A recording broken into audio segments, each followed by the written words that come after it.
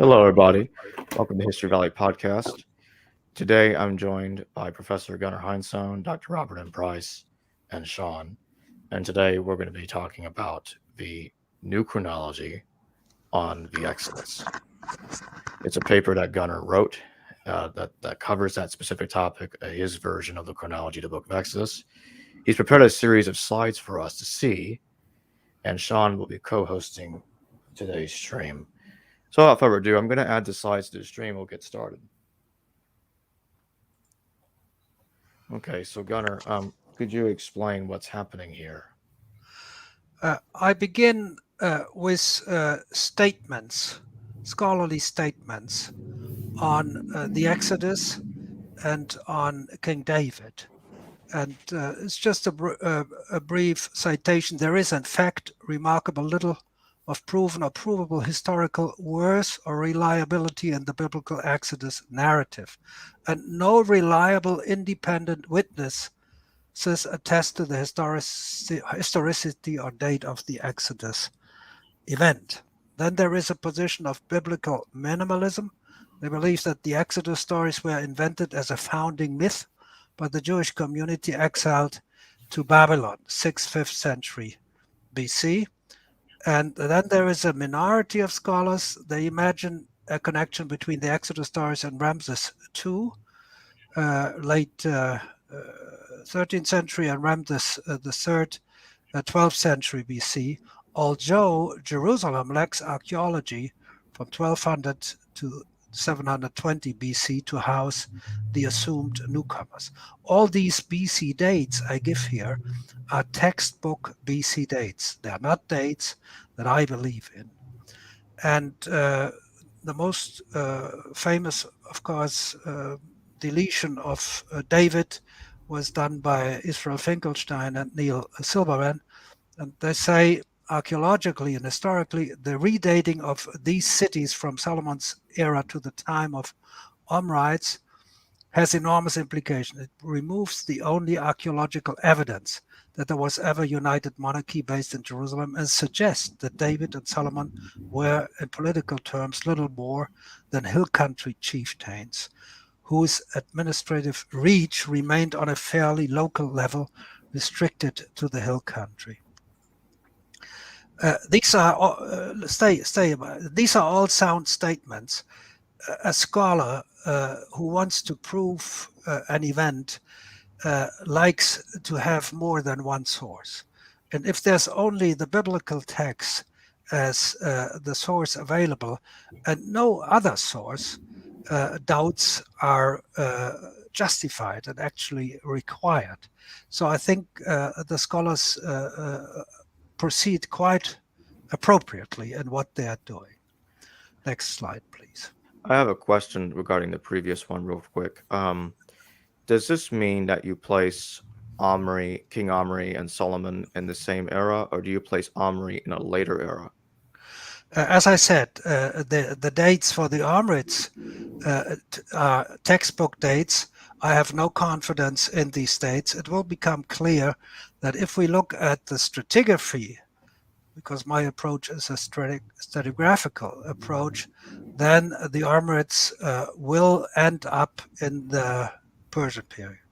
Okay. So, as I said, these are textbook dates as you read them and as everybody who employs himself with the topic knows.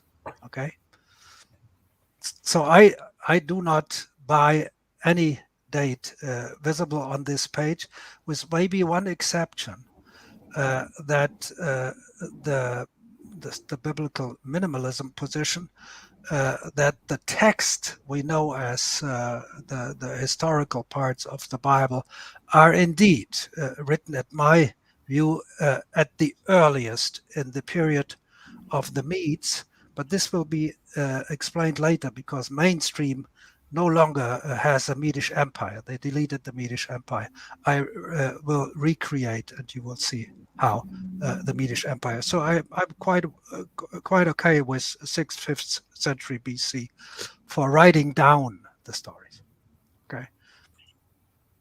So, though biblical chronology, as I would say, is the worst enemy of understanding biblical history, it's the most sober chronological scheme of the past available in the 1st century AD, when, in Egypt's Alexandria, comparative historiography begins by comparing Jewish and Greek texts. Rarely does biblical chronology operate with extreme perennial years as we find them in the Chaldean. Today we call it the Sumerian king list. That's why it remained unchallenged biblical chronology up to the excavations in the 19th, 20th century. So it's important to understand that biblical chronology is erroneous, let me put it that way, but it's not a forgery. It's not a falsification. If you falsify something, you know the correct situation, you falsify it, and you destroy the evidence of the correct situation. Nothing like this has happened here. So I think that biblical chronology is a composition. It's it works with periods of 40 years, 12 times 40 years, 10 times 40 years, or a few times 40 years, but it's not a forgery. That's important to understand. It's at the same time important to understand when the text was composed. The composers had no means at hand to control their dates. They did not do excavations, and of course, they did not have any scholarly dating systems available. Next slide. Real quick, Professor Heinsohn. So this is the reign of the kings of the Chaldeans, or so-called Sumerians? Yeah, that's the beginning of the so-called Sumerian king list, and these are year dates given there. And I just show it. I'm not dealing with the list here. I just show it that there's no such kind of chronology in the Bible. So the composers of the Bible were quite sober people, and nobody would have followed the chronology of the Bible if the Bible would have been constructed in the same technology as this Chaldean or Sumerian king list. Just give it as an example to warn against ideas. We will find them for the Greeks too, that the Jews or the Greeks, they invented, or they fantasized, or they lied, or they fabricated. I do not think that any such statement is correct. Okay, next, please. What I put here is just the beginning of the first dynasty of Egypt as it was proposed, as dates were proposed from 1845 to 1990. In 1990, Heribert Illich and me, we wrote the book, When Did the Pharaohs Live? And so you can see that there is a maximum difference of 4,700 years between Henne and Sharpie. And I'm in no way coming in any way close to such a time span. So if I take the lowest stage Sharp, I will not cut off more than 800 or 900 years if I deal with stratigraphy, not more.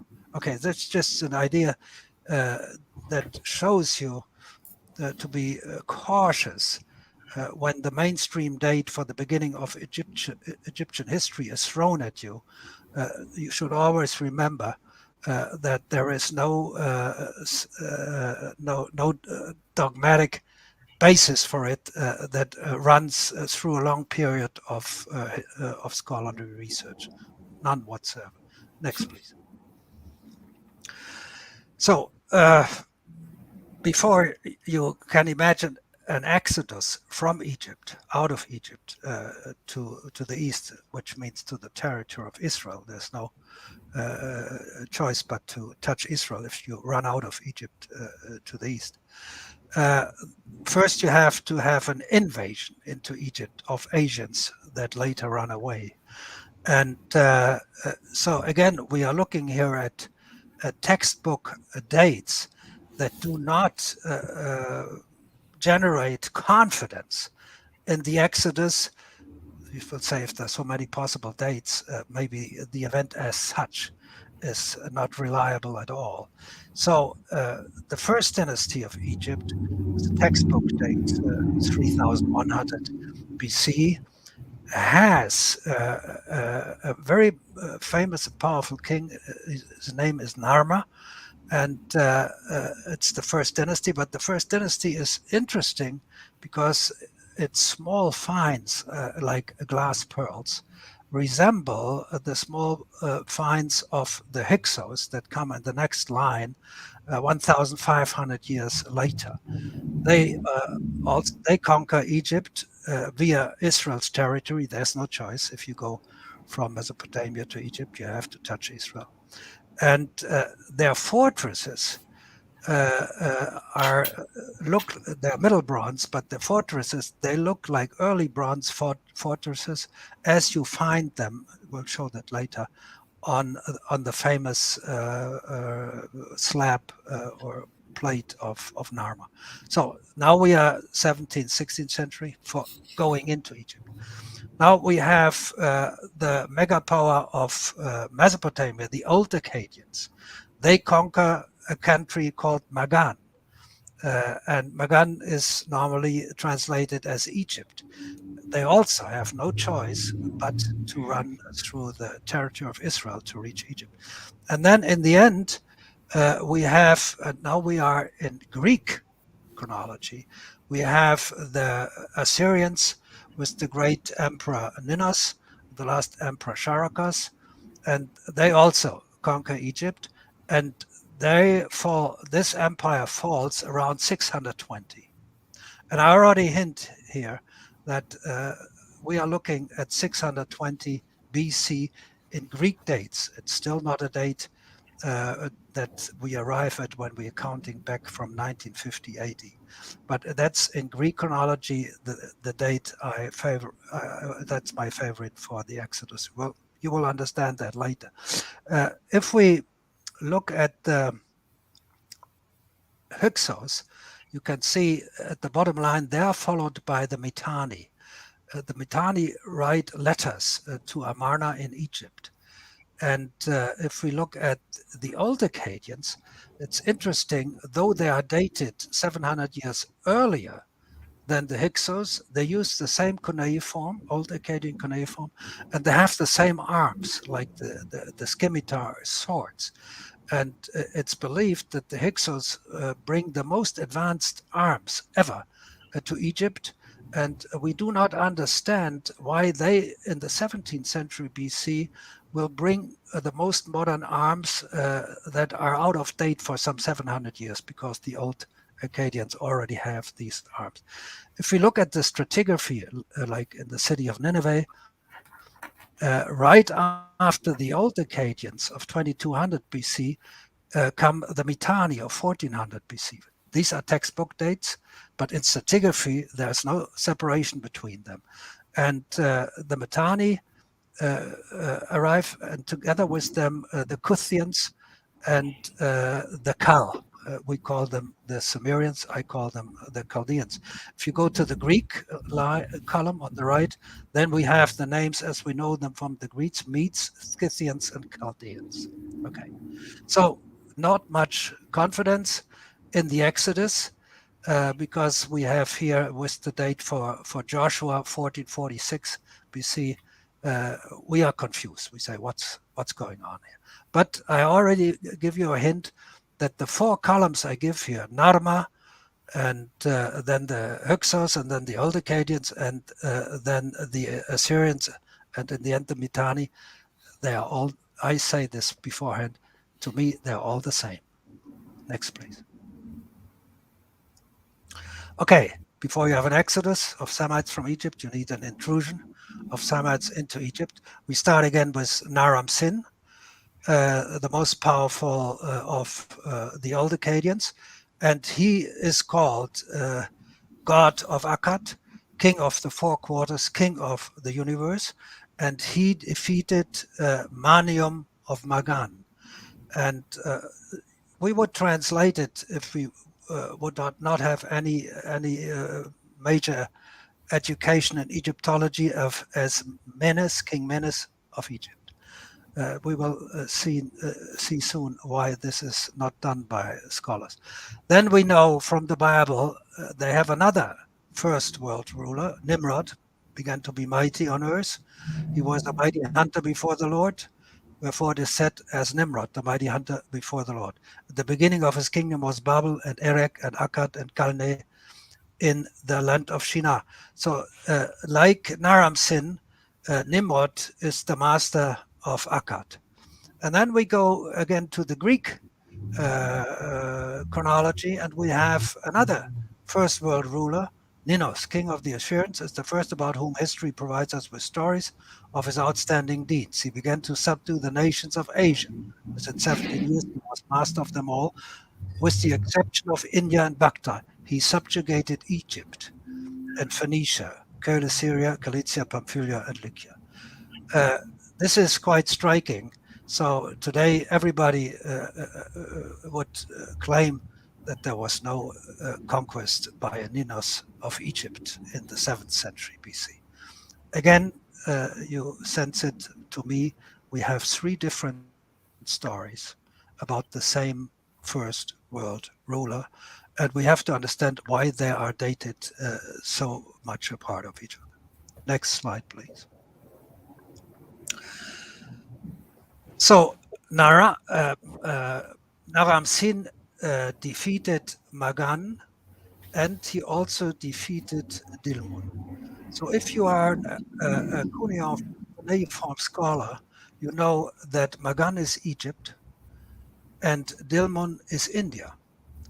But if they look at Naram-Sin, 23rd century BC, and they look at Egypt and they say, nobody could conquer Egypt at that time. It was the most powerful period of Egyptian history, the so-called Old Kingdom, with the pyramids, etc.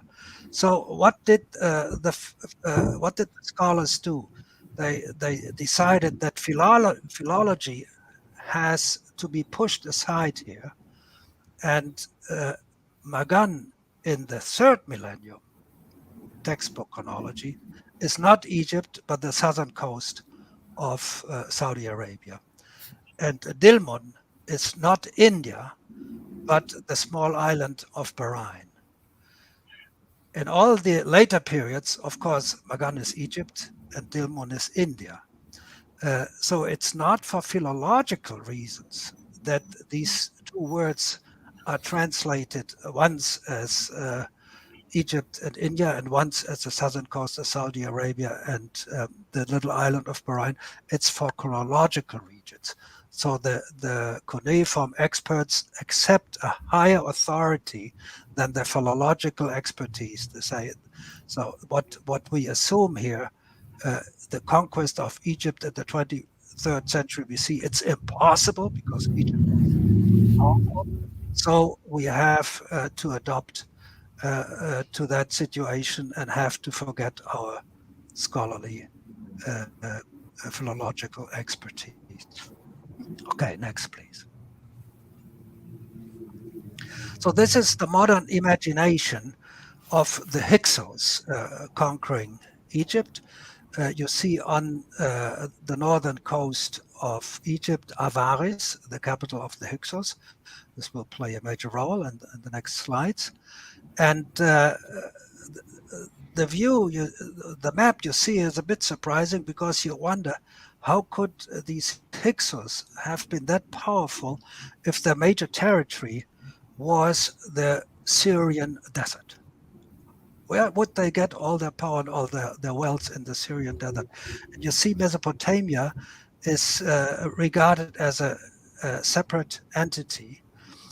Hyksos, we are 1700 BC textbook, and I already told you that they used the cuneiform of the old Acadians, 2300 BC. They used the scimitar swords of the old Acadians of 2300 BC. So, but the modern map makers, they do not know this, and so they say, okay, the Hyksos grow powerful in the Syrian desert, and in Babylonia we have a different situation. So we already see here a major problem of of understanding this invasion of the Hyksos. Next slide, please. The capital Avaris Tel El Daba, you see on the map on the upper right, the red point. And I just show it quickly to make clear. If something happens to that city, to the rulers of that city, and they have to run away, not deeper south into Egypt, or not in the west to the western part of Egypt, they have no choice but to run east through the Sinai and to Israel. There's no other choice, whatever you call these territories at that time. Next, please.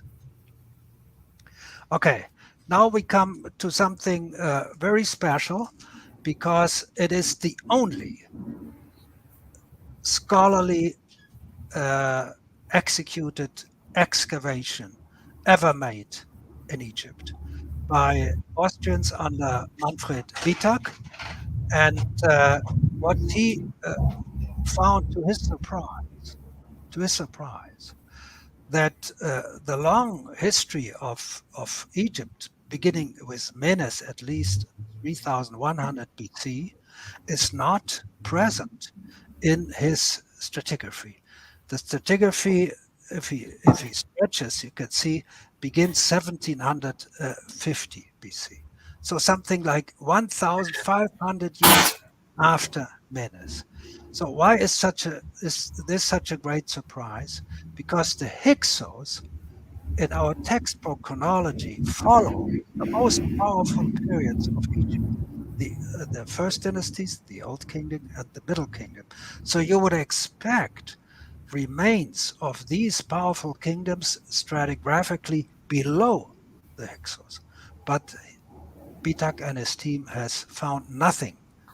Yet, we will see this better on the next page, they have, of course, found something below the Hyksos. And this, what they found below the Hyksos, and they have to date around 2000 BC or 1800 BC, equals what in other parts of Egypt is dated 4000 BC. But you forgive me the clumsy handwriting down there, what I show you at the bottom here is the end of the Hyksos period. So there's something very powerful happened.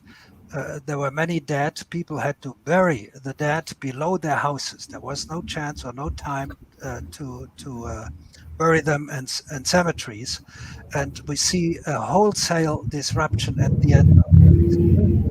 And that's the time of Ahmose, the famous ruler who drove out the Hyksos of Egypt. So I write here Exodus event and question marks, of course. It is my favorite, of course, but I do it in question marks because we are not that far yet.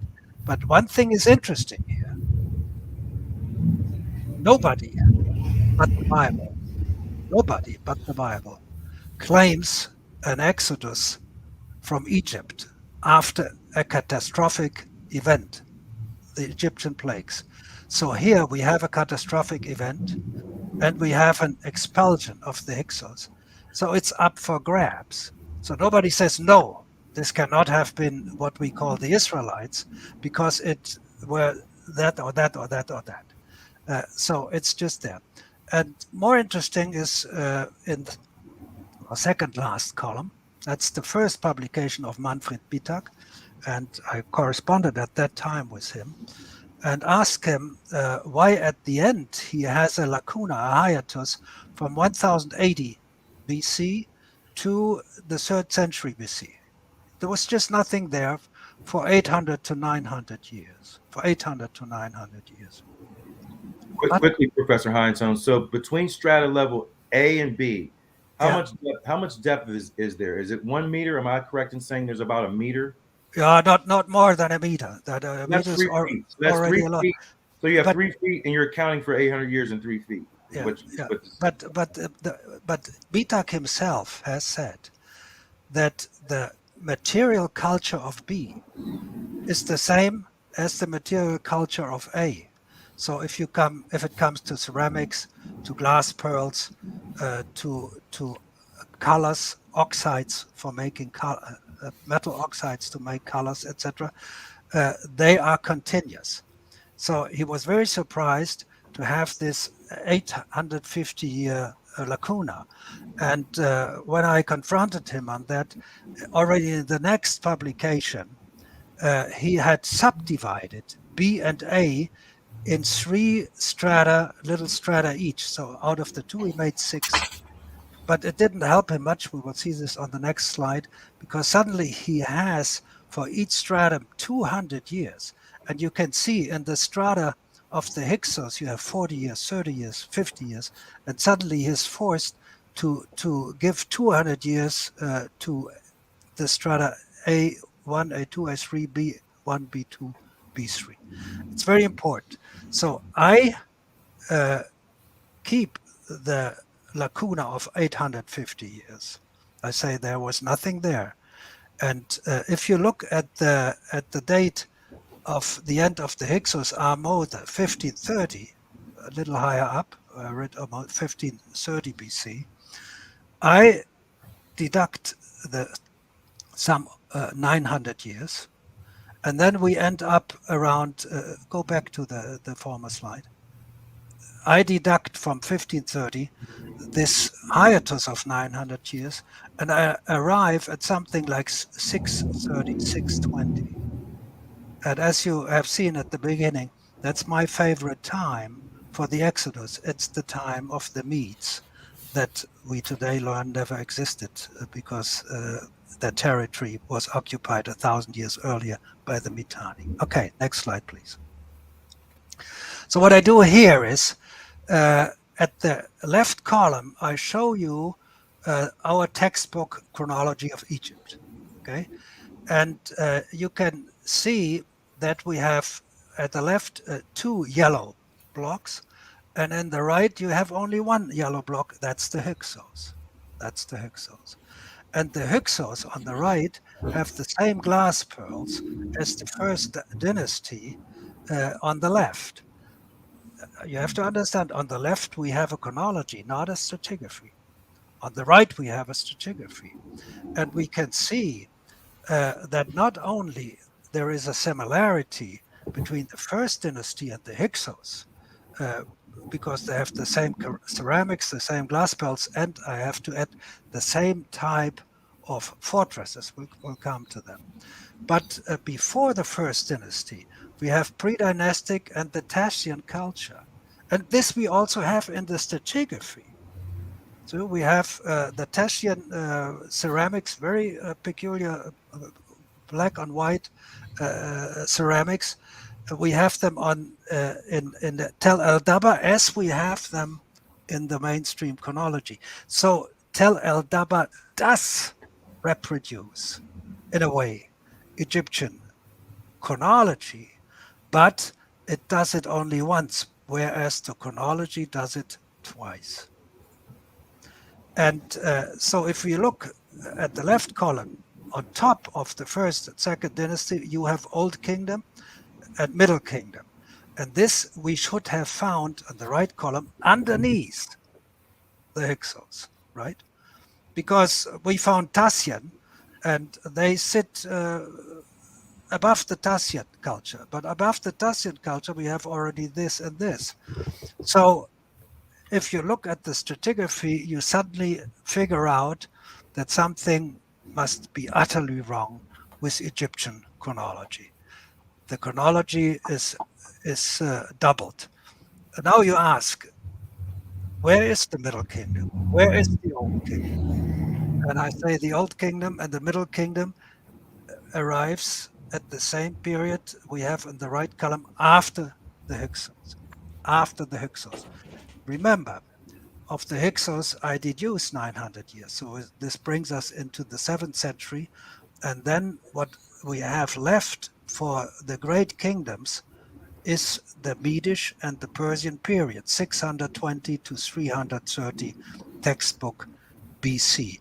And this parallelism and this similarity of the Old Kingdom, the Middle Kingdom, and the New Kingdom. The New Kingdom sits up there behind the Hyksos. The similarities were seen by John Dayton in his famous book, Minerals, Metals, Glazing, and Man of 1979, where he could see that up to the chemical fingerprints of the colors in the glazing of pottery are indistinguishable if you date it to the Old Kingdom, 2700, or if you date it to the Persian period, 500 BC.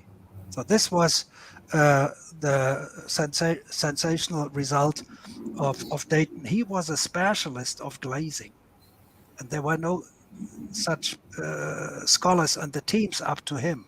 And he wondered, because glazing is a very sophisticated technology, and especially if you have the ambition to have colored glazing, then you have to produce the metal oxides that give you the colors you want to.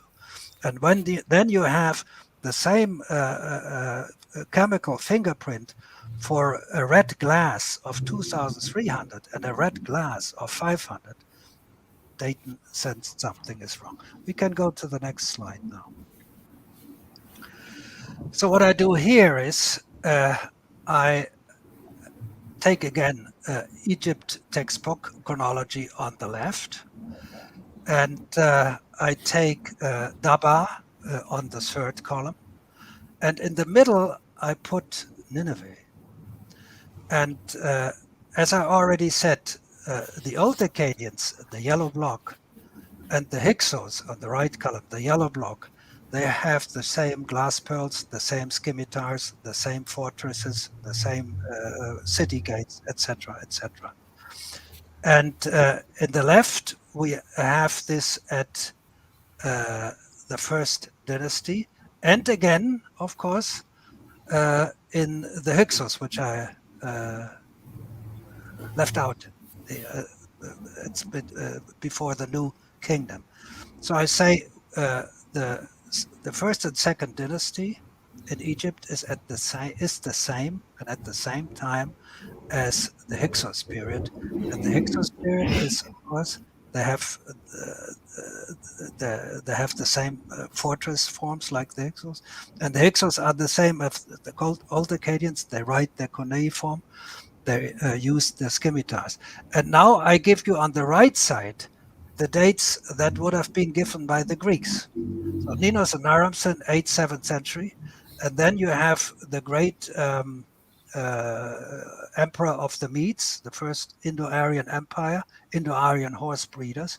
His name in Greek is written Kyaxares or Kyaxares, whatever you pronounce it in English. And the equivalent great king of the Mitanni is called Shaushatra. And I claim Cyaxares is in Greek what Shaushatra is in cuneiform. So the Mitanni, if they are the Medes, then we are looking at the yellow block on the right as the period in which the Exodus took place. Next slide, please. The catastrophe of the Egyptian plagues that precede the Exodus, they are, of course, important.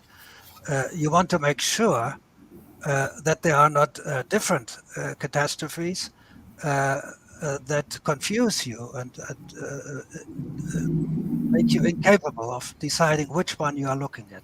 So I'm looking here at 5 sources on catastrophes, of which I say they are stratigraphically on the same level, and therefore they have to belong to the same time. So the end of the old Akkadians, this is archaeological evidence by Harvey Weiss of Yale. He's retired now. Wide range of the entire Orient during the fall of the old Akkadians.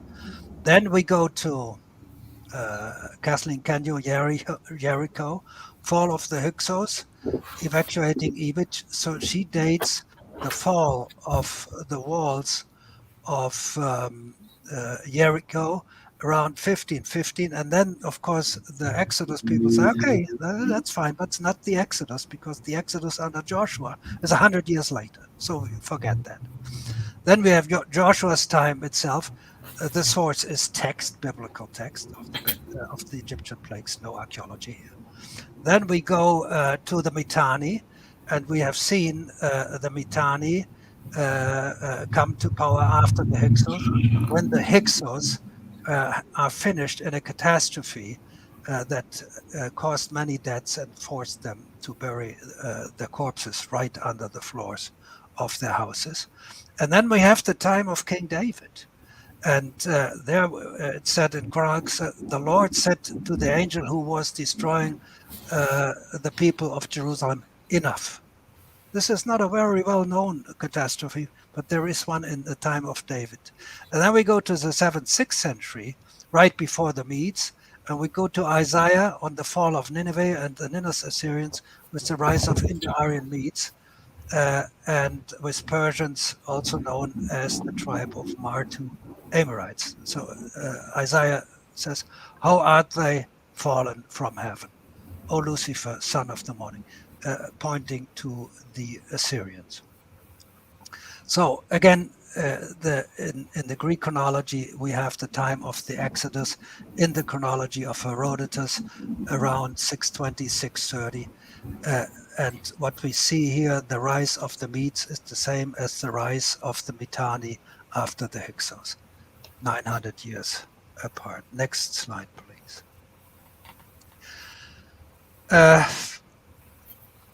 So what we have in Daba are, as you can see, not a single piece of Thera pumis, and the brackets, of course, it's me, hail on the land of Egypt, Exodus 9, out of over 400 samples appeared in any archaeological context before the 18th dynasty or before the late Bronze Age, which means this hail of brimstone struck the Hyksos. That's one more proof for the catastrophe that struck the Hyksos. And I don't go into that. There's a debate between daters of Thera, and so one group said, wait a second, this does not touch the New Kingdom under Armosa. This touches before the time of the New Kingdom. But this struck the Hyksos that had to bury their dead under the floors of their houses. Next, please. So now we have to stay a little longer here because it's not easy. We have to go to Israel, and with the focus on Jerusalem. And you remember Israel Finkelstein, he claimed that since there is left column 1300, 1200 to 720 BC, there's nothing in Jerusalem. So he said nobody could have conquered Jerusalem because there was nothing to conquer there. So in Exodus under Ramses II or Ramses III died 1213 or 1155 BC is not followed by strata in Jerusalem. So even if they would have taken Jerusalem 1155 BC, not the biblical date of Joshua 1446, there was nothing in Jerusalem. But if you go to the right-hand column in green, what you see is that the period of the Hyksos and the Mitanni, 1300, 1200, has stratigraphy in Jerusalem. It has stratigraphy in Jerusalem. So we have to make a closer look at the Mitanni. That's the period in which letters are written from Jerusalem to Amarna, and these letters complain to the king of Egypt that we go to the right column, green, Habiru under Yeshua and Dadua go against Abdi Jebusites controlling Jerusalem at the time of Tyre's Abimilki during the empire of the Mitanni. That's archaeology, and textual cuneiform source.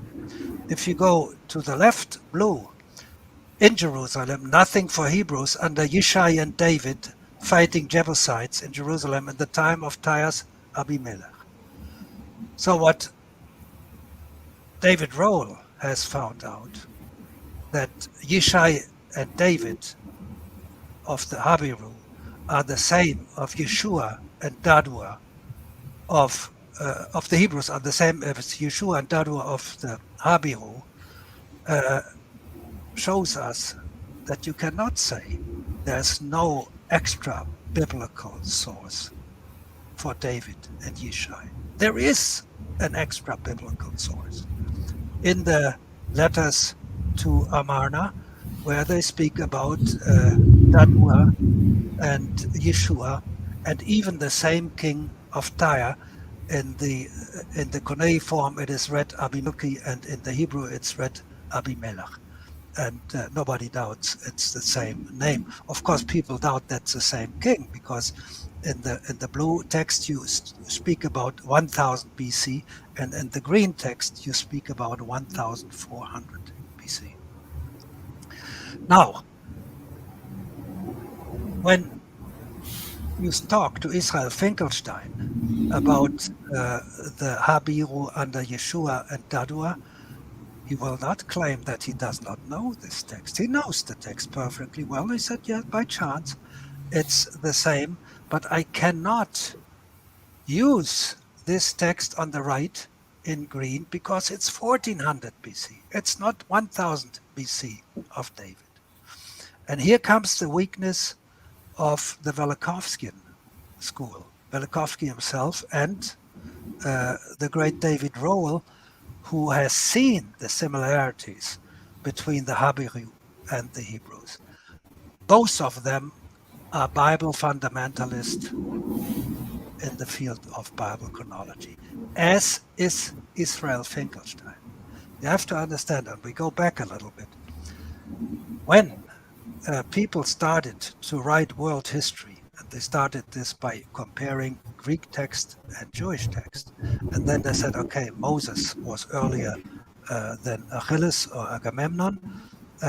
They had this established in the city of Alexandria in the 1st century after Christ. And this was never changed. This opinion was never changed up to the 19th, early 20th century. Nobody had a better chronology as it was provided by the Bible. And when Velikovsky abandoned Egyptological chronology, and he did this with all due right,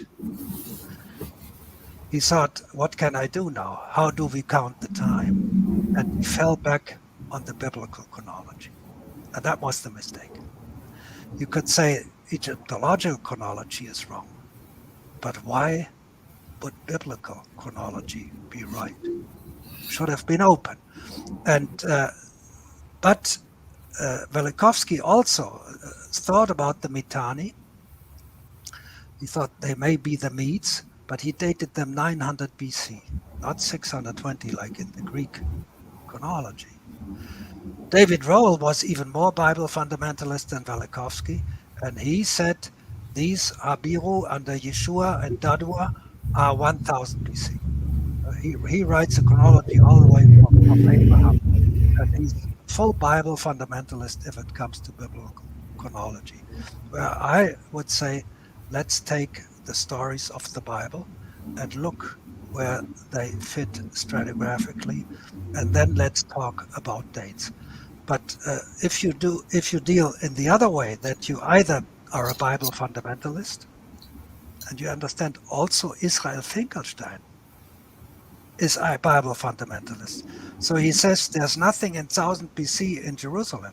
So now I ask him, why do you call this 1000 BC? What you see there at Jerusalem? What's the reason? You see. Then you can only say, yes, but before we have Hixos and Mitanni and so on. So they're 1700 and they're 1400. So at any time we are later.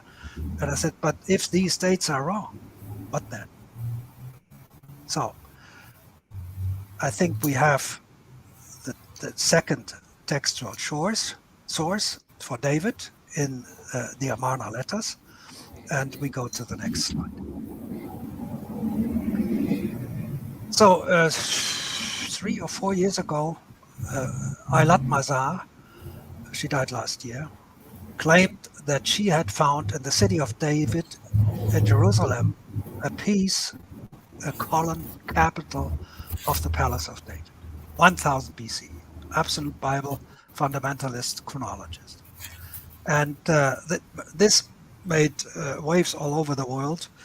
And then, of course, Israel Finkelstein went there and said, that's a fine capital, but I would date it in the 7th century, not in the 11th, 10th century. And it cannot belong to David. So you have to understand what happens here. Mazar, Bible fundamentalist, she said, I found a capital at the time of David. Finkelstein said, no, it's 700 and David is 1000. So they both believe David is 1000 BC. They do not look at stratigraphy. But what is interesting in these Aeolian capitals is that the earliest we know of were found in Israel. And so they are premature, some 400 years premature. That's why the Israeli archaeologists call them proto-Aeolian. The real, the normal, the legal Aeolian capitals, they begin in the time of the Medes, around 620 BC. So if I would be asked, could this be capital of a palace in Jerusalem that would be very careful, that was maybe started by David? I say yes, but you cannot have it as part of the Palace of David if you have David at 1000 BC. That's impossible. You have to change the date for David. And so in the end, we will depart from the premature Aeolian capitals and we'll have to settle for the normal Aeolian capitals. And you have to understand now that in stratigraphy, remember, the Hixos 1500 and then the hiatus of 900 years. So it brings them down to 600. So we have in the stratigraphy 600, and we have in art history in the Aeolian capitals also the date of around 600, because the premature, the proto-Aeolian capitals are wrongly dated. Next slide, please. So I'm coming already to the end of the story. If the Mitanni are the Medes, we know the historical context of David. And so we compare Mitanni, known from cuneiform texts. Medes, they are known from Greek texts. In the middle, we have David with the Bible fundamentalist date, 11th, 10th century. The Mitanni are Indo-Aryan horse breeders. The Medes are Indo-Aryan horse breeders. The first king of the Mitanni is Paratarna in cuneiform, red cuneiform. The first great king of the Medes is Phraortes. The top king of the Mitanni is Shaushtata, there are different ways to read it, conqueror of Assur. The top king of the Medes is Cyaxares, conqueror of Assur. So then we have again Habiru under Yeshua and Daru in the time of Abimelech of Tiras. And they attacked the city of Jebus, which is Jerusalem, under Abdi-Cheba. Then we have the biblical sources, more or less the same. Hebrews under Yishai and David at the time of King Abimelech of Tiras, Phoenicia, attacked the Jebusites in control of Jerusalem. And now we have the ancient Greek historica. We say, okay, the Mitanni are the Medes, which means we are in the late 7th century in BC Greek chronology. And at the bottom, we can say, okay, we forego the premature Aeolian capitals and we only allow genuine Aeolian capitals. Next slide, please. Some of you may have asked, in the meantime, why for Egypt and also for the ancient Near East, we arrive at the dates of the beginning of high civilization around 3000 BC. Some of you may know that the Bronze Age in China, the same technological stage as in Egypt or Mesopotamia, is not 3000 BC, but in conventional it's 841 BC. The Chinese suffer of that. And a few years ago, the Communist Party of China established a special committee to make the Chinese chronology older. And they managed to add 1,400 years. They're now at 2,200, but they still fall a millennium short of Egypt and of Mesopotamia, and that really astounds them, of Afghanistan. Because Egypt and Mesopotamia uses the lapis lazuli of Afghanistan. Whatever lapis lazuli you find in Egypt and Mesopotamia, and that's dated there 3,000 or 2,500, you also have to date the excavations of lapis lazuli in Afghanistan at that time, and the Chinese wonder why they come such a long time later. So what happened? As I said, up to the early 20th century, there was only one history book for ancient history. That was the Bible. And the first fine book by William Loftus, published in 1852 on the ancient Near East, tried to tell the reader what the early excavators, English and French, had found. And it's not very well readable, but you can see how he used the dating. Birth of Abraham, 2200 BC. Exodus, death of Moses. This was the way they dated. There was no other way to date. And but in the 20th century, something strange happened. In the books, they no longer write Abraham, because they are educated people and they know that the stories on Abraham come from the Persian period. And so they will no longer put a 500 BC character at 2000 BC. They won't do it. So they eliminated the biblical names, but not the dates. Not the dates. So they tried to turn into non-religious scholarly people by deleting the biblical names, but they kept the biblical dates. And so when it came to date the first world rulers, Naram Sin of the old Akkadians in Mesopotamia, they dated him according to the date, the biblical date of Abraham. But if you go to the Greek chronology on the right, you have this famous ruler, Ninos of Assyria, who was the first to conquer Egypt and all the Near East. You are in the 8th century. And the decision was taken, I write this on the right part, Assyria's world rule under Ninos Nimrod would have started in the early first millennium BC if we would have followed the Greeks. Such a decision would have saved many generations of excavators from mysterious lacunae adding up to 1600 years between the old Akkadians, 2200 BC, and 600 BC of their Medish-Mitanni successor, Cyaxares Shaushadra. But right after the decision for biblical chronology, Assyria's world rule under Nimrod, Ninos started imperial history in the late 3rd millennium BC with Old Akkad's Naram Sin.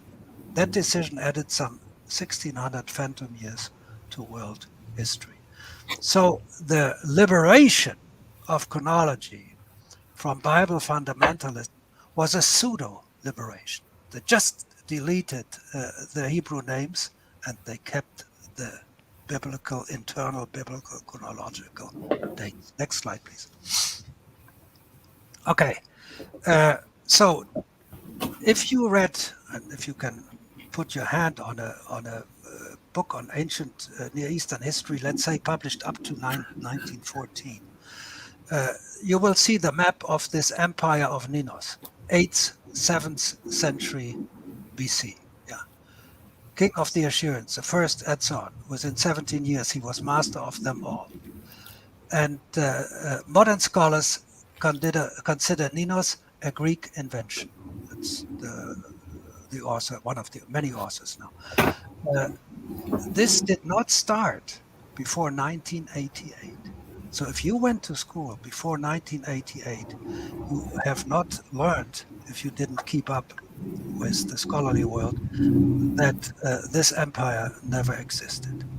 But the empire of Naram Sin, 1500 years earlier, tied to the biblical date of Abraham. Yeah, that's we have in the history books. Next, please.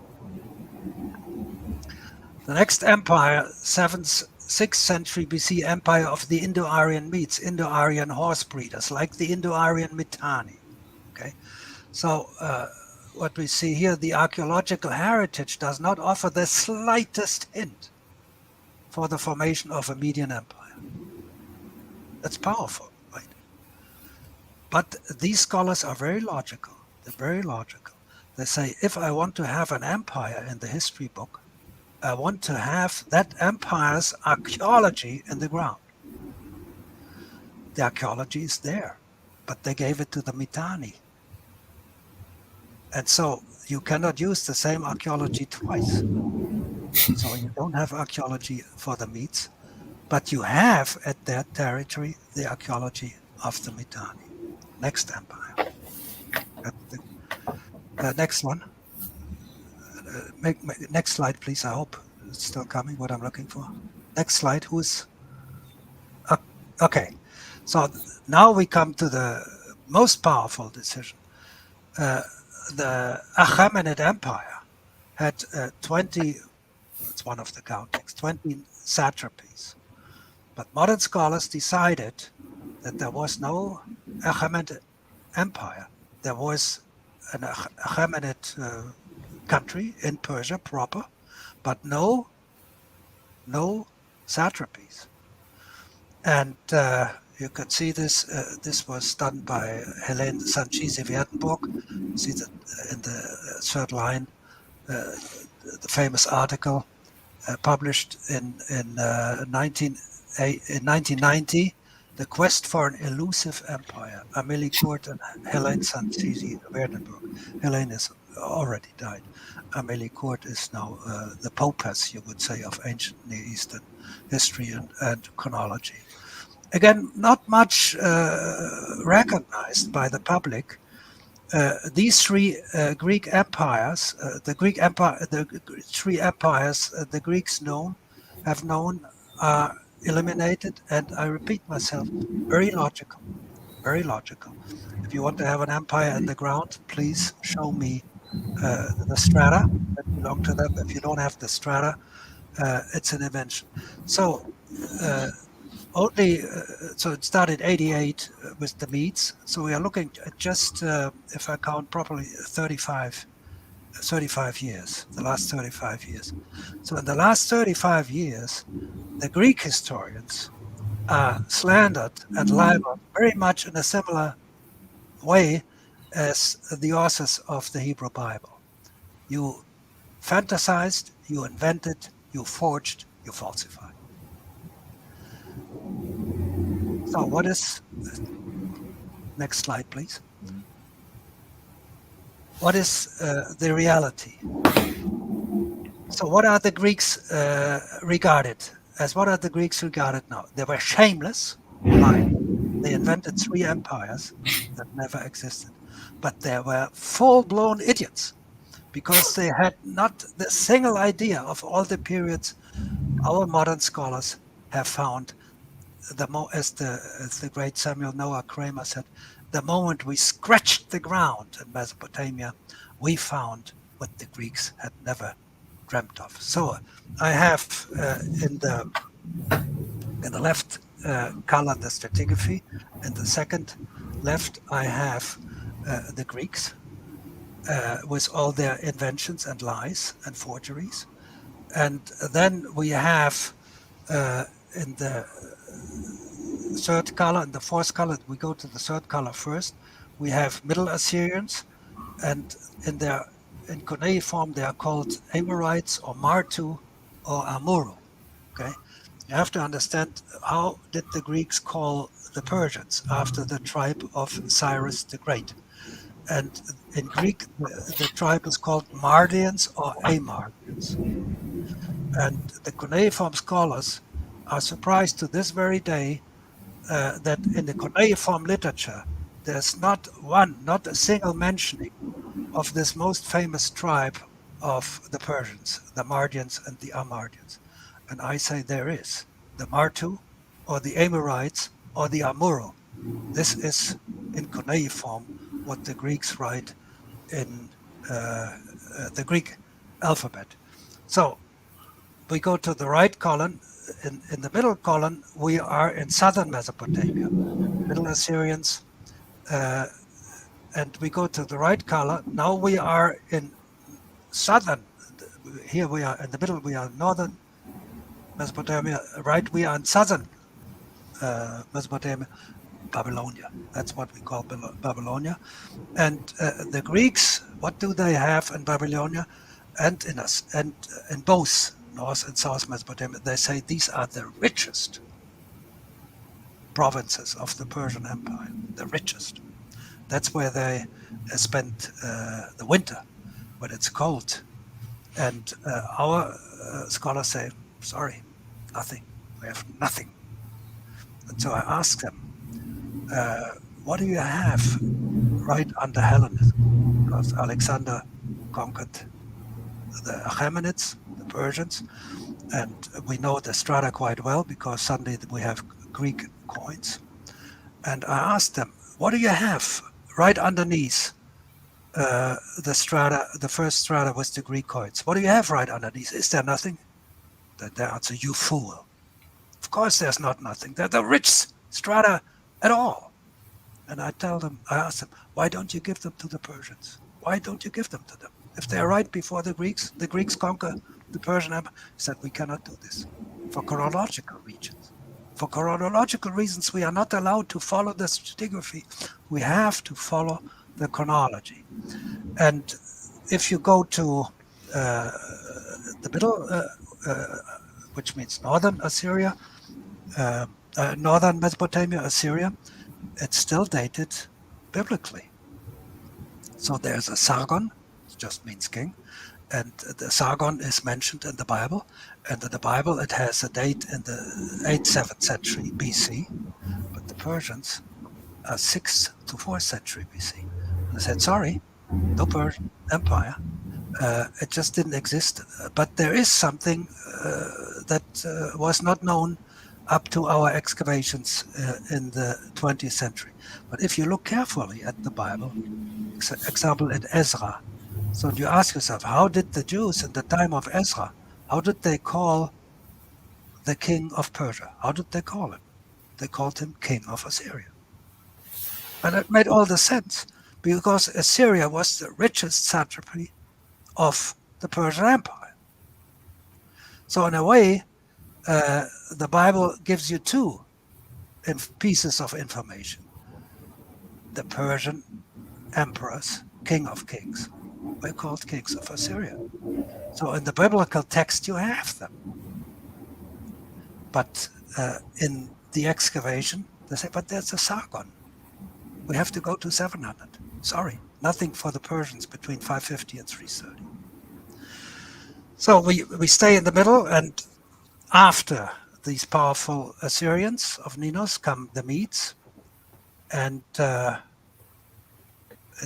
let's go back to the Greek column. The first, we have the Medes, the Chaldeans, and the Scythians. Medes, Chaldeans, and Scythians.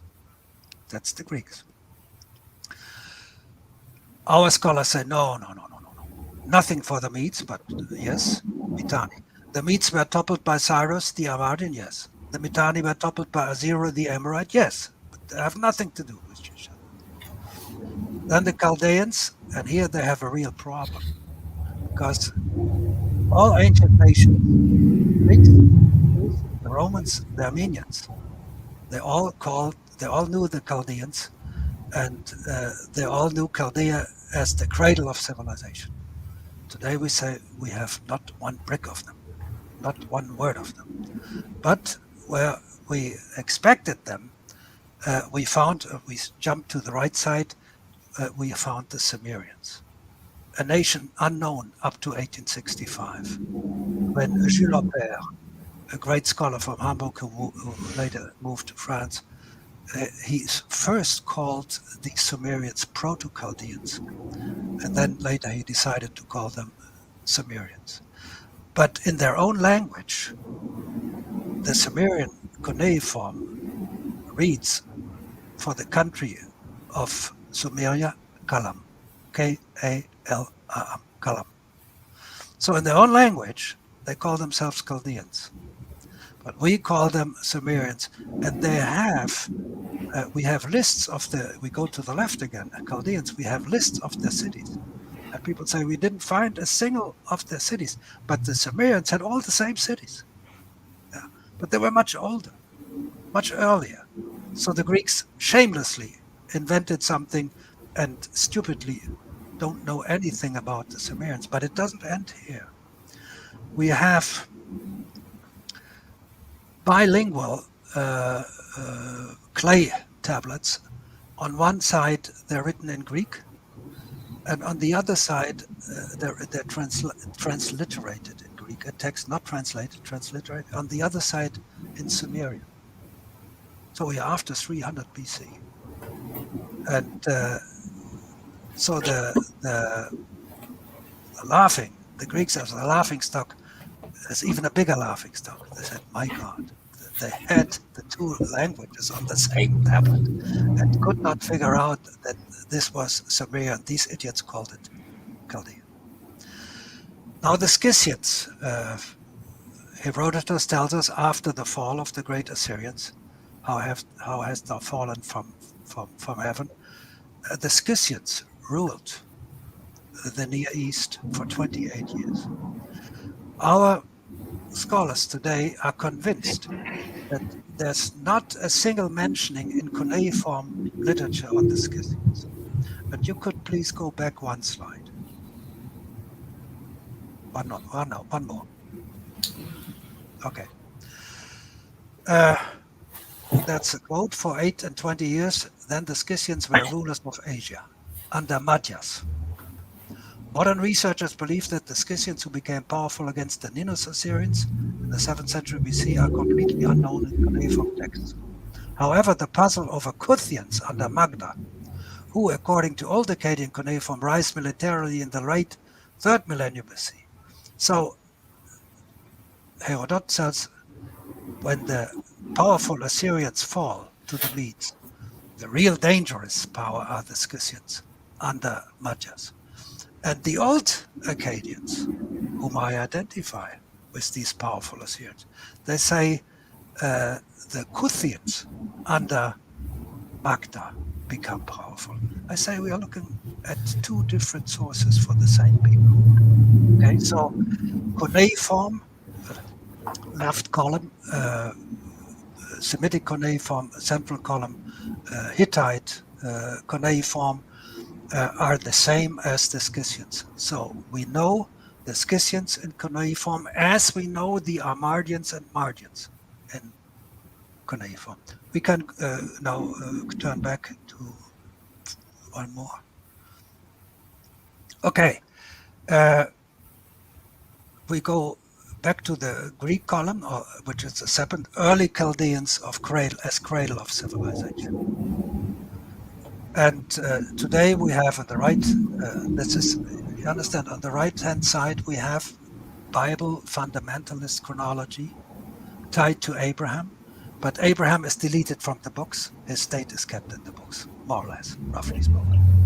So we have the Sumerians from Kalam, and now they are the cradle of civilization.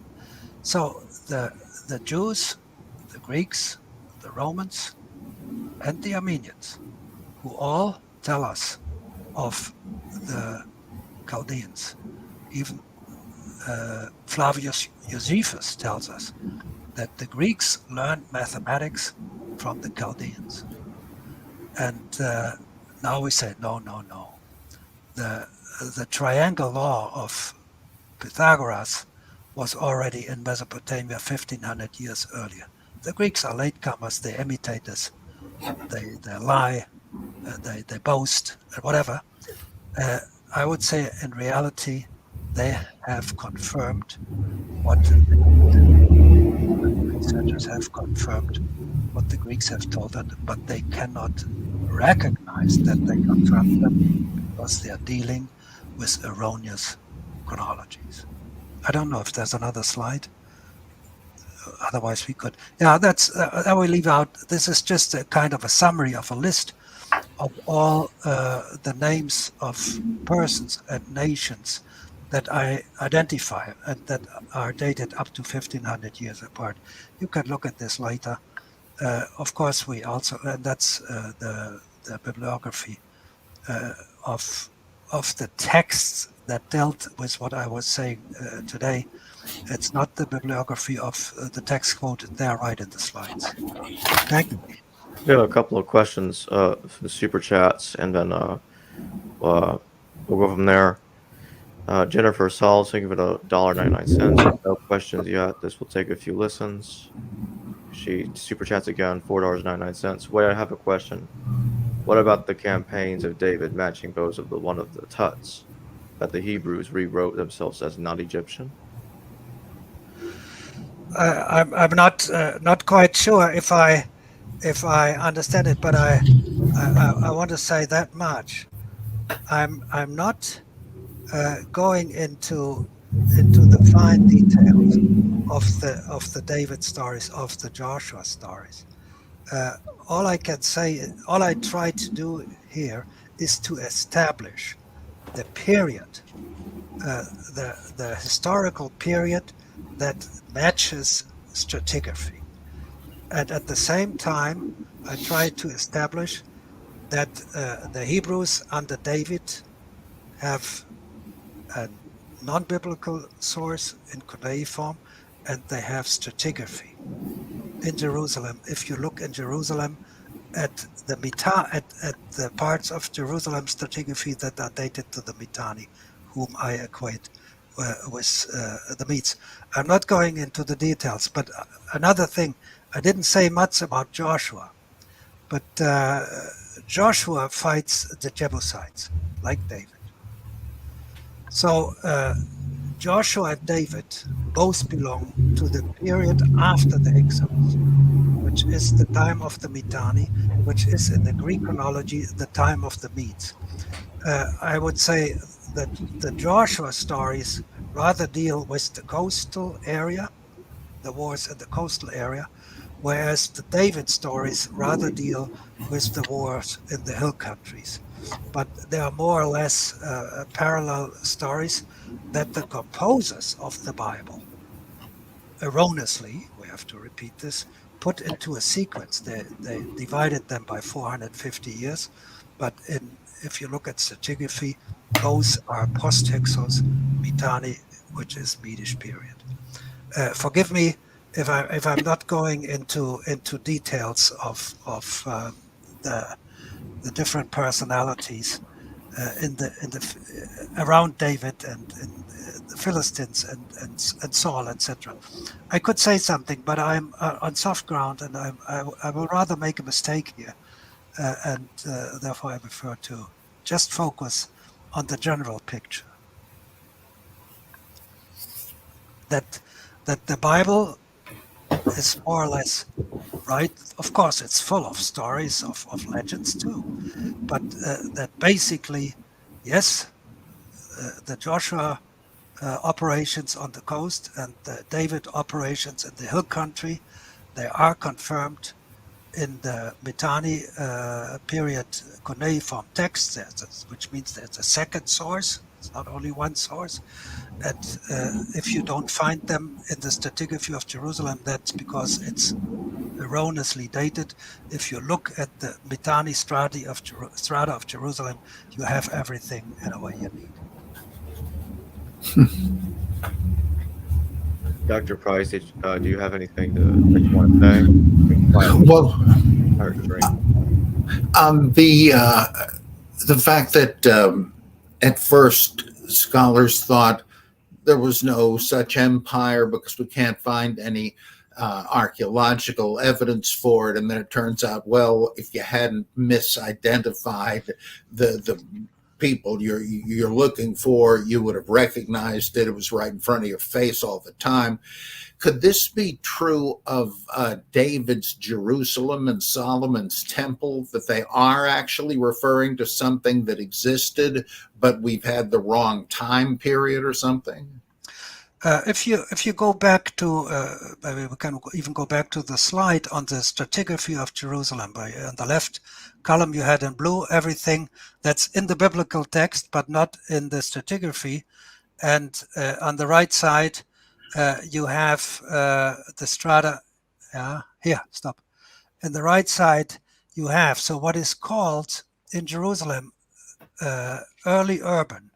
Okay, so that's the Mitanni period in Jerusalem, and then Jerusalem is fortified with city walls. It has a fortress and it has a temple. I am not making any statement that this was the first temple of David, but all I say is, if you date David to his source in the Mitanni period letters, then you have in Jerusalem a fortress, a city wall, and a temple. And otherwise, as I could say again, it's up for grabs. So nobody else claims this. So nobody else says these Habiru under Yeshua and under Dadua, they are our people or our people or our people. Nobody claims them. So if the Bible claims them, there's no competitor for them. There's nobody saying, no, you cannot do this because these people are from here or from there or from there. Nobody does this. So all I say is it's up for grabs. Look at this evidence stratigraphically. Yes, Jerusalem has urbanism, that early urbanism called in the textbooks, and it has a temple, and it has a wall, and it's a real city. So what is missing, left, blue, I say it's not missing. Both are erroneously dated. The left is Bible fundamentalistically dated. The right is erroneously dated. And if we forget about the dates and try to find the stratigraphic date for the right side, for the Mitanni, which is the Medes in Mesopotamia, then we are around in Jerusalem with this temple, this earliest temple, we are around 600 BC in Greek chronology. Fascinating. What reaction are you getting from the scholarly guild?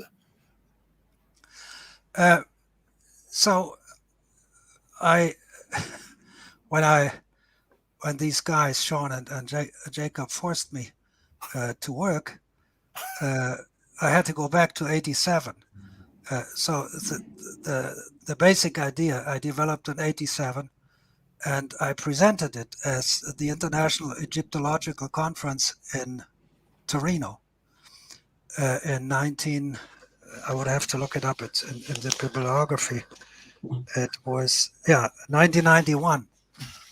I gave a lecture called the 17th Theory of the Hixos. Mine was the 17th. And I said the Hixos were the old Acadians. They have the same scimitas. They have the same cuneiform. So the Hixos write 700-year older, is believed, cuneiform. They use 700-year older arms, see? And still they're victorious. They're the same. So all this was done between 87 and 91. And all the books were published up to 98, all in German. And but I just give you one story. The book dealing with the chronology of Egypt, so that Narma is the same as Naram. They're not 1500 years apart, but they're the same. And Narma is not Menes, but Naram defeats Menes. Yeah. So this was quite a thick thick book. I could show it here. Quite a heavy volume, and it was sent. Forgot how many pages. 500 pages, and it was sent to university libraries. And since Heribert Illich, he was the co-author, lived in Munich, he sent it to the University Library of Munich. And they said to him, we will neither accept it nor even put it in our catalog. Wow. That's typical. I'm going to make a quick show and tell. And I'm sure Gunnar Heinsohn has seen these before. Clark Welton edited these books, the Pillars of the Past series by Charles Jenenthal.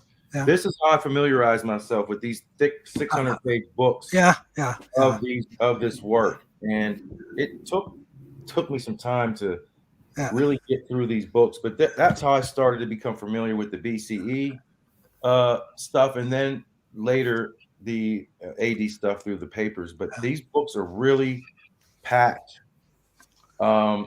with the arguments that he's making right now. Scimitars being used by the old Chaldeans and the Hixos and the Assyrians, but in the same strata level. So it seems like you're taking one. Let's look at this as one strata level, and it's being subdivided to account for the story. So essentially, I've read it before, where you have the Bible in one hand and you have a shovel in the other hand. So you're allowing the Bible to give you confirmation bias. You're looking at something which is the evidence. So since you have the story, if it doesn't match the story, either you throw it out, or like he says with the Greeks, the Greeks just didn't know what they were talking about, and we found something that they knew nothing about, et cetera, so on. That's what happens. And when I read this stuff, I saw that the capitals were pushed back farther in the past, and that David would have to be further current, more around the 600 BCE era or so. The argument is always is made also that because the Nubian dynasty of Egypt has several sources of who they are, they could be more contemporary with the Ramsey, with the 18th, 19th dynasty. But they also have a dark age hiatus where they are here, they disappear, don't read, don't write, don't have no culture, and then they pop back up out of thin air in around the 600 BCE time, after a hiatus of could be 300 or so years, possibly. It becomes confusing to a degree, but it's not confusing because we have to let our eyes and what archaeology we have be the guide, and not so much the stories we were told. So, I mean, the books get deep. I mean, I've seen several different ways the chronology is reworked, especially with Egypt. Nothing is set in stone. There is no consensus, but that doesn't mean because there is no consensus that it should be ignored or not looked at. These books, out of all the Velikovskian information, hit home for me because of, public school system in America. I came out of public schools in 1987. So I had issues with the way they were teaching the history, and it didn't quite make sense to me. But these books were very helpful. It took me some time to get through them, but they were very helpful.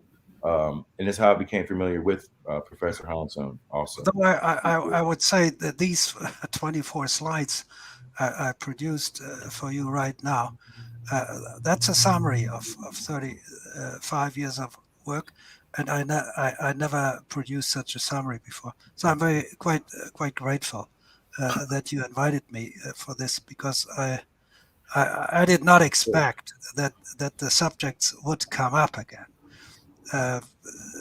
It's more sensational even than the Egypt book was the other book I wrote. The Sumerians never existed. So what you see here, just on an aside, you see a head made of diorite, very hard black stone. And so I describe in this book, Inter alia, that up to the 19th century, all our museums, we didn't have that many museums, all our museums on dealing with ancient history, of course, they had a Chaldean section, Chaldea, and this had was I think from Paris, had a show. It was the old capture. It was called the Chaldean head. Now the head, it's the same head, of course. It's a Sumerian head. So they had all over the world, mostly Europe. They had to go to the museums and rewrite all the captures. So they had to delete the Chaldeans and turned everything that was Chaldean into Sumerian. It was not only different, but it was made already instantly 1,500 years older, without a centimeter of additional stratigraphy found in the ground. You see, it was just out of, if it comes to substance, it was made out of thin air. It was a philological decision by Jules Aubert, one of the great scholars of all times. But he went wrong, and but again, it's so difficult to imagine that really when Velikovsky decided in the 40s, I have no problem to give up Egyptological chronology because it's so full of mistakes, but it's I'm not lost. I still have the Bible, you see. And at that time, nobody would tell Velikovsky, not in Israel, not Israel Finkelstein, he wasn't born yet. Nobody would tell him, don't do this, yeah, because we know there is nothing in Jerusalem at the time of David. They didn't know that. I would say even now they don't know. They believe they know. There was no material stratum for David. I think there is in the Medish Mitanni period. But so his confidence that you cannot go wrong if you throw this anchor of ancient history, because we still have the Bible, shows you the power of the biblical chronology that altogether sounded more or less reasonable. Nothing extremist, no kings that ruled 40,000 years or things like that. So it was a good choice, and only excavators, yeah, could scratch this full belief. And when Samuel Noah Kramer wrote his book "History Begins with Sumer," it was such a pride, not with Greece. Civilization does not begin with Greece. Civilization begins not with Chaldea. You see, the Greeks would say, we accept the Chaldeans. Yeah, they're master mathematicians. And then he could say, no, 1,500 years before, everything was there already. See? And when he did this, he already did not understand that he would date the Sumerians, Chaldeans, after Abraham. This he already didn't understand. So he saw the date in the book. On the side of the date, it was no longer written as by Loftus, date of Abraham, date of Exodus, date of Moses. It was just the year. He said, fine, I take this year, and I'm a world sensation. I liked Samuel Noah Kramer a lot. I met him. But in his wonderful book, History Begins at Sumer, he fails to inform his readers that Sumerians themselves and their cuneiform called their country Kalam. It's not in his book. So when I wrote my book, The Sumerians Never Existed, 1988, don't let me go wrong. Was it 1988? Yes. When I wrote the book, I didn't know that they called themselves Kalam. It's not in my book either. So, though I found it in a Sumerian dictionary of 1930, written by a Jesuit German called Anton Daimler.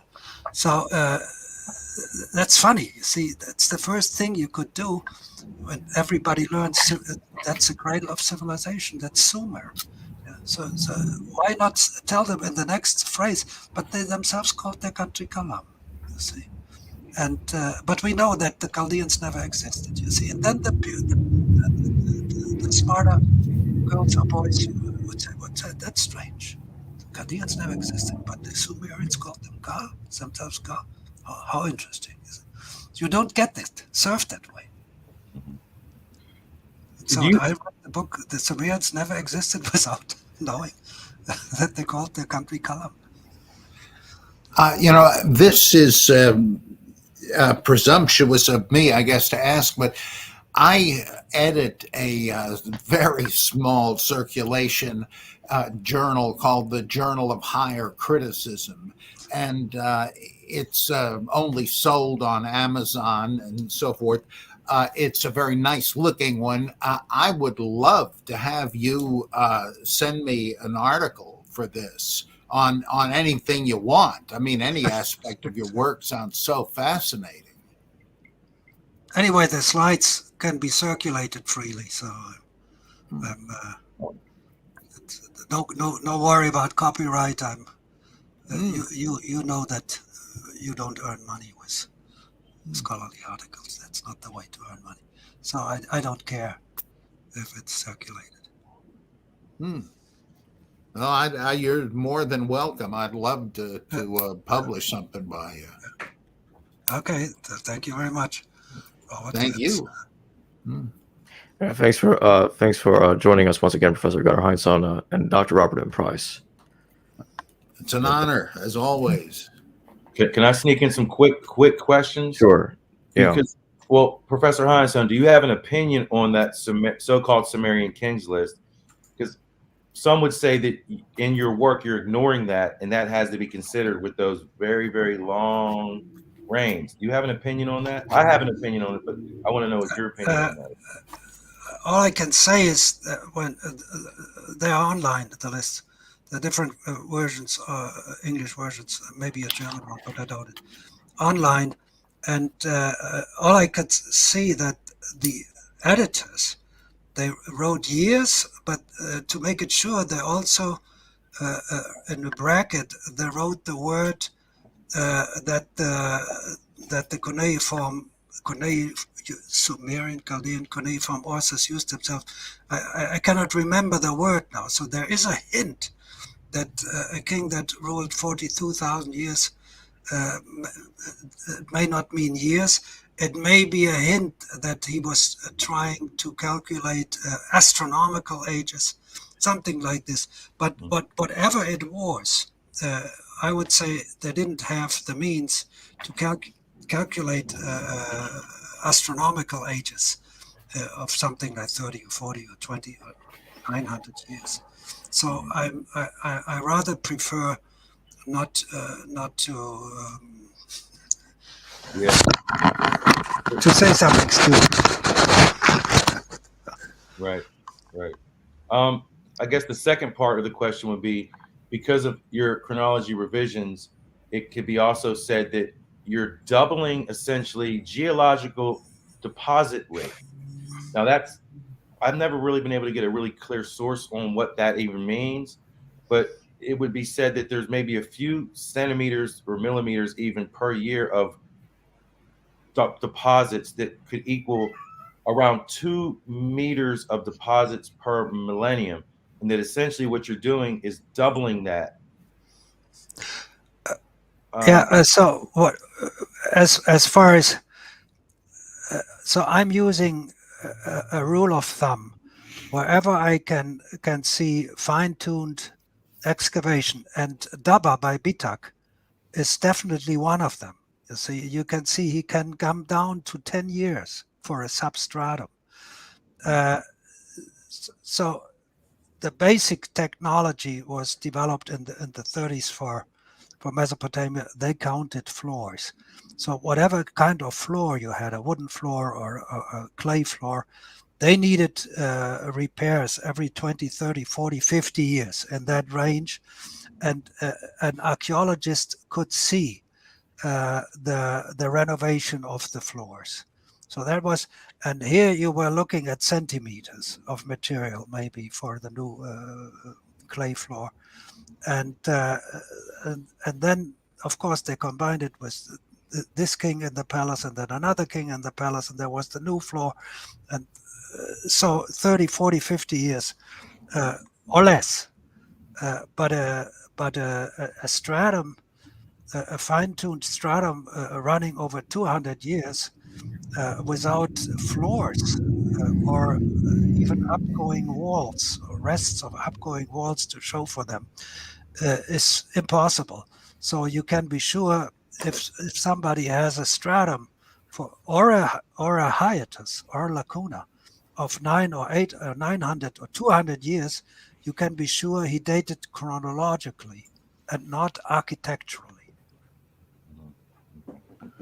If that helps. I want to mention to Jim in the chat, I do talk with Michael Armstrong practically every day, who published, he knows Clark well, and we talked, who does editing for Gunnar Heinsohn. We talked about a month or so ago together, but I talk to Michael Armstrong a lot. He's published some books, he writes articles, and we talk about this stuff a lot. We have conversation about how important this body of work is as it pertains to what's nowadays called the Thunderbolts Project, where a lot of the contributors and principal members go back into the Velikovskian era, to the Chronia group, Aeon, journal writers, Society for Interdisciplinary Studies. We think that this is key. It's very key, because you're dealing with, science, you're dealing with history, and as it pertains to chronology, mytho-historical reconstructions. Also, this should be the foundation first before you start diving not so much into the science and plasma cosmology and all that, but into the mytho-historical or ancient solar system reconstructions, because they go heavy with it. I think it has to be part of that. When I parted in 1987 from Velikovsky, because Velikovsky, he was brilliant. He said the Mitanni are the Medes, but then he dated them 900. And I said, Velikovsky, now you have two Medes, two Medish empires, one in 900 to meet your Bible date, your Bible fundamentalist date, and then you have another one, 620 in the Greek chronology. And I said, that's impossible. And the moment I've seen the royal names, Shaushatra in cuneiform, and Chiaxares in Greek, and Cyrus in Greek, and Azero in cuneiform, I decided. So he was wrong. But when I wrote this article, 87, I tried to summarize my great admiration for the man. He said he gave us two types of information: that chronologies are wrong and that catastrophes happened. And I think that's true. And I do not claim that I can understand the catastrophe that wiped out Daba, that caused so many deaths, that the people had to bury their dead under their floors, and then still they had to run. They were driven out. So the maximum we have is the explosion of the island of Thera in the Ionian Sea. But we also see the fall down of Mesopotamia. You see, the Ninos Assyrians replaced by the Mitanni, by the Medes, as the Hixos replaced by the Mitanni. And I'm very reluctant to blame all this on one volcano. It's a garden variety earthquake. A volcano can do only so much, and even the brimstone can by water or even by air can move quite a bit. But to topple a city like Nineveh by a volcano from the Ionian Sea, I have my problems, and I do not speculate in that field. But we need speculation massively. As much as we needed for the 930s AD, when Roman civilization came to a sudden end. Even this I do not understand properly. I only can say we have dark earth all over the cities in Europe, and something must have transported it there. Yeah, but I'm very reluctant to speculate in cosmological scenarios. that has to be left to specialists. And I'm very unhappy that there's nobody speculating anymore in that field, because this much of this speculation, of course, was also erroneous, but it was necessary, and it still is. Yeah, I hope people come back to that I've field. told people the material, when we talked the last time in Rome, I don't know how it got there, but it's there. It's uneven. It was uneven in London and Ludenwick. It's the different depths in different places. I don't know how it got there, but it's there. Yeah. It is there. Yeah. It shouldn't be there, but it's there. And when you uncover it, well, blam, there you go. There's a strata layer that shows the remains of the ancient city itself. Yeah. It's like, well, how did it get there? What? Yeah, I don't know. I don't know either. I have no skin in the game. I don't know. Gentlemen. Yep. Thanks for joining us again, Gunnar. Yeah, I have to do my back exercises. And I just learned that it's dangerous to do a bad operation on somebody's back. It may cost your own life. I'll see all of you later. Thanks for joining me again. Okay. Thanks again. Good luck and goodbye. Hello, viewers. Thanks for watching this video from the History Valley YouTube channel. Please don't forget to subscribe and hit the notification bell. And if any of you wish to further support this channel, please consider checking out this channel's Patreon page and becoming a patron, and or donate through PayPal or through Super Chat during a live stream. Thank you.